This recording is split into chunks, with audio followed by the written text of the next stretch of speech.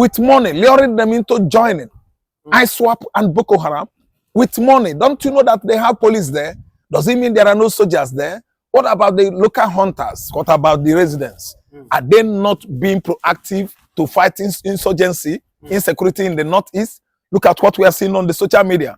And Nigerian soldiers and police are bent on pursuing and running after youths in the southeastern Nigeria, killing innocent Igbo boys, innocent Igbo youths, accusing them of all manner of terrorist attack. Just listen to yourself. Nigeria should listen to itself. Nigeria is not getting it right at all. The soldiers and the police, they should at least move their barracks to the north, because northern states, the entire north, are collapsing. They are falling before the terrorists. And if care is not taken, 75% of Zamfara state is going to be ceded from the political bigots who are catching in from the security, as suggested by Ngozi Okonjo-Iweala. Of course, that's why I say the woman is talking like a prophet. They are catching out this time around. You see the bandits filling their bags with Naira currency, showing it on the social media, recruiting people in the northeast there. What are the army and the police? What are they doing? Borno State,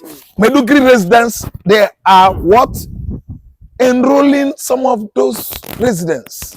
I see that Okonjo-Iweala is like a prophet.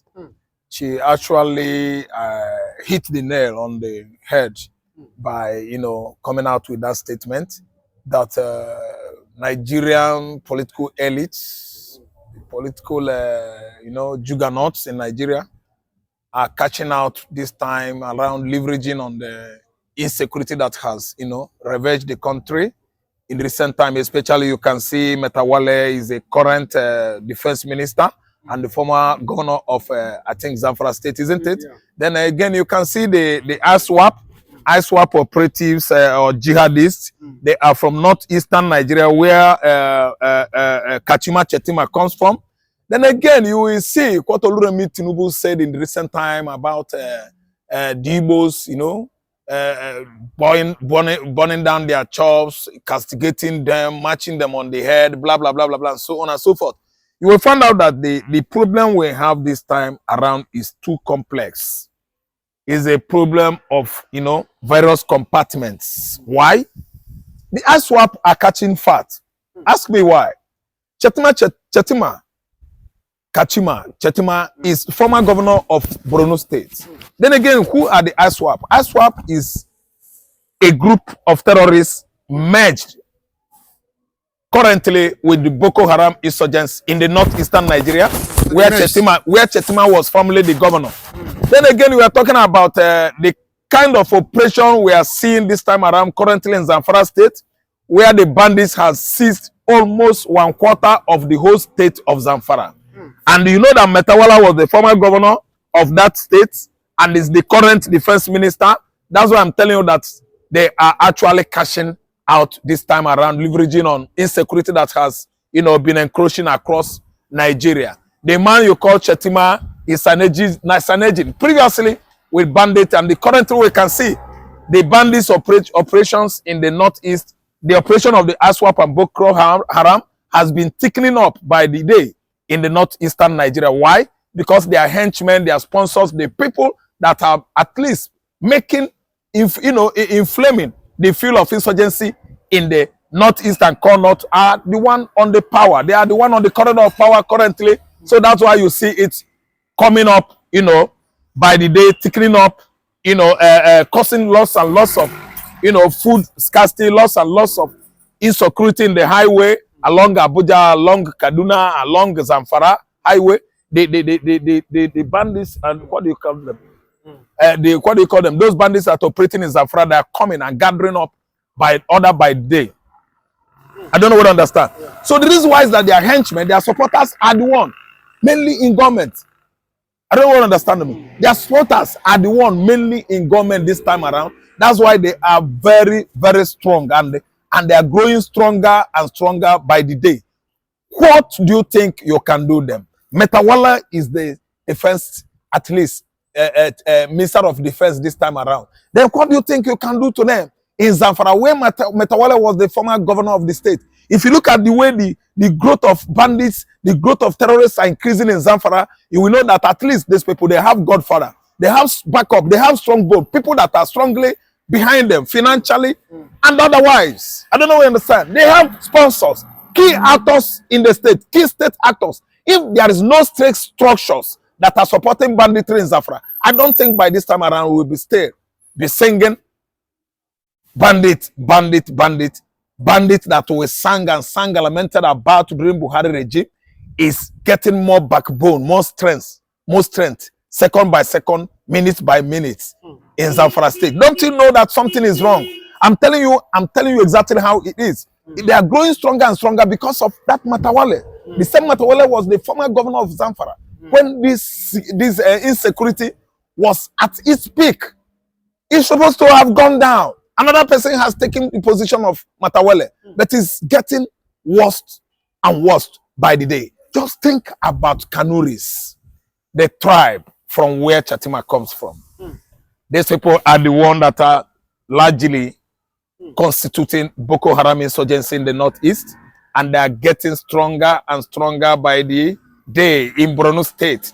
By this time around, Boko Haram is supposed to have gone down. After all, Buhari is no longer there. A new administration has ensued. So what are we saying in Nigeria here? These people, they have the political backup. Their backbones, their strength, their dynamism is coming from the political bigots who are catching in from the security as suggested by Ngozi Okonjo-Iweala. Of course, that's why I say the woman is talking like a prophet. They are catching out this time around. You see the bandits filling their bags with Naira currency, showing it on the social media, recruiting people in the northeast there. What are the army and the police? What are they doing? Borno State, Meduguri residents, they are what? Enrolling some of those residents with money, luring them into joining ISWAP and Boko Haram with money. Don't you know that they have police there? Does it mean there are no soldiers there? What about the local hunters? What about the residents? Are they not being proactive to fight insurgency, insecurity in the northeast? Look at what we are seeing on the social media. And Nigerian soldiers and police are bent on pursuing and running after youths in the southeastern Nigeria, killing innocent Igbo boys, innocent Igbo youths, accusing them of all manner of terrorist attack. Just listen to yourself. Nigeria should listen to itself. Nigeria is not getting it right at all. The soldiers and the police, they should at least move their barracks to the north, because northern states, the entire north, are collapsing. They are falling before the terrorists. And if care is not taken, 75% of Zamfara state is going to be ceded to the extremists very, very soon. Do you not think so? What the army now and the police, the security agencies, but they keep on they're not saying anything as regards it. They keep mute. Do you not think it's our time now? The Nigerian military, leave the southeast alone and face the north, where I feel majority of the insecurity in Nigeria is facing. The northern people, they really need help as regards the security. Living south is their perceived enemy, the worst enemy Nigeria has ever had for 54 years now. After the Biafran Nigerian Civil War, their major perceived enemies in this country are the Igbos.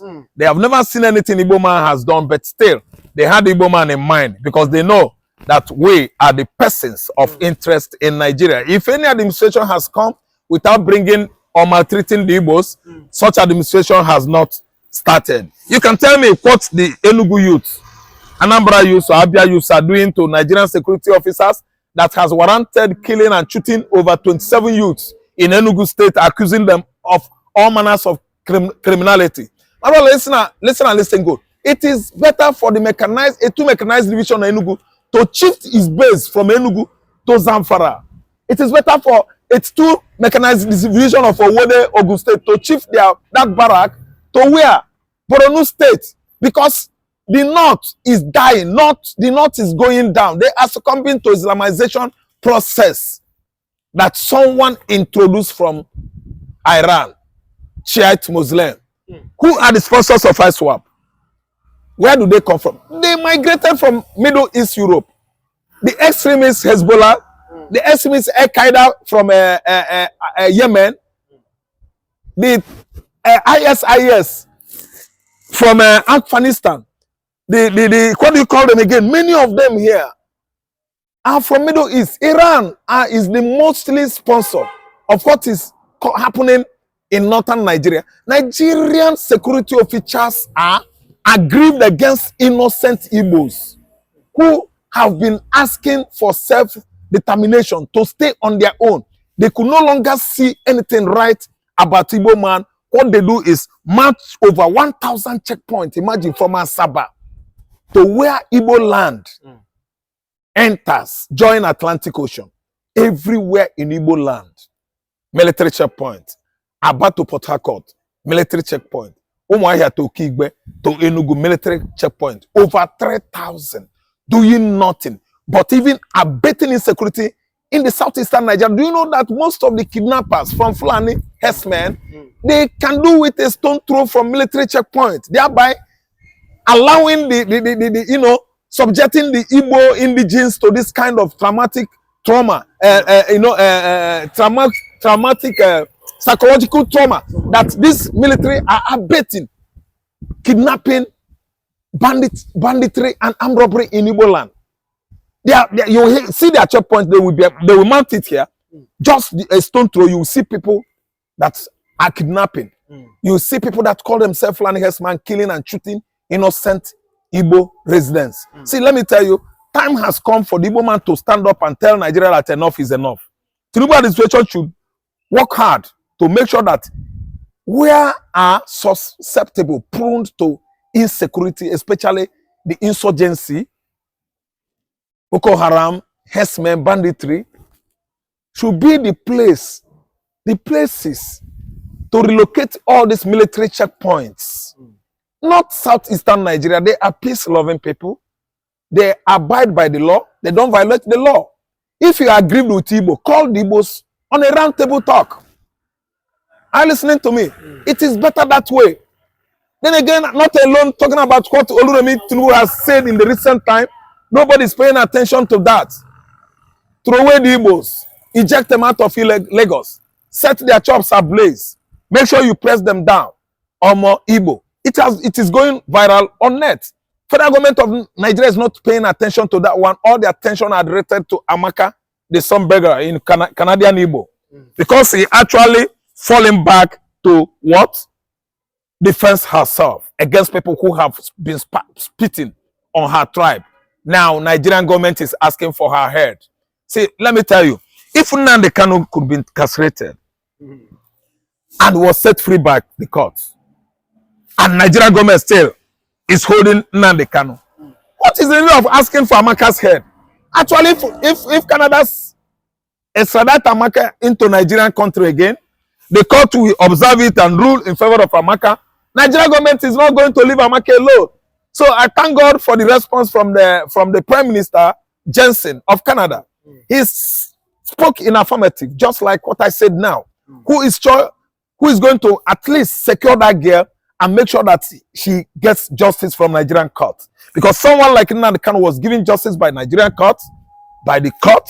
How many times? Tinubu government could not allow the man to go. Likewise, Buhari's government, they could not let go of the man. So what we are trying to say is that this contraption called Nigeria is no more. It's finished. They are asking for secession in the north there. I mean the insurgents. And you can see as a result of ethnic bigotry, economic hardship, they have gotten it. Because there is nothing the Hausa locals could do anymore. The local hunt over there are subjected to incessant attack by the bandits who are using more sophisticated weapons than the residents. So they are having upper hand in Zafra, thereby reducing the people of the residents of Maiduguri. So everything is in favor of the extremists, Islamic extremists. And they're asking Tinubu right now that they are coming to Asorok to negotiate Nigeria division. Because of what? Ethnic bigotry has brought this incurable disease to Nigeria. And we are seeing a secession that is so soon. But these days we are parading ourselves prophet, visiting Abuja, collecting money, not telling the government the truth. Now let's say Mr. Ikuru or Prophet Ikuru, what is your name? You said Simon Akpan is a madman. A madman remain in Finland. A madman fighting for Biafra. A madman going for meetings here and there from one country or to the other. And you are here deceiving people. Don't let me talk to you. Respect yourself and respect. Spiritualist and a prophet of God, Godwin Ikuru, has come and said that Simon Ekpa is a madman, and that that Simon Ekpa has mental health disorder. That's why he was removed from the Finnish military in Finland. Because he has mental health issue, that's why they sacked him from as a military officer in Finland. But anybody that listens to Ekpa is a fool, and Ekpa himself is a fool. That why will anybody listen to Simon Ekpa? I know Sam Ekpa is he has already ordered 30 days sit at home in the southeast because of the release of nnamdikanu. Do you think Pastor Godwin Ikuru is right? God bless you, my beloved.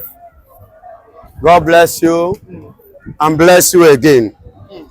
The prophet, man of God, Ikuru or whatsoever, I respect you, but you have first and foremost to respect yourself. Yes, respect yourself. I respect grace. Stop insulting grace. What you cannot do, which another person wants to do, do not criticize it, because if someone criticizes you or spoil your name, you will not be happy. You are just self-acclaimed the number one prophet in Africa. Who made you number one?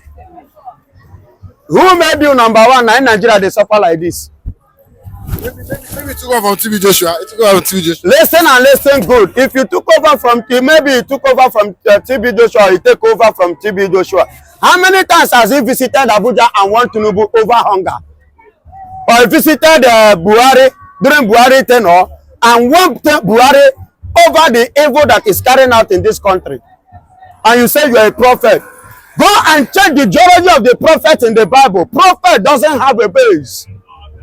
A prophet, who is a prophet? How the prophet do operate?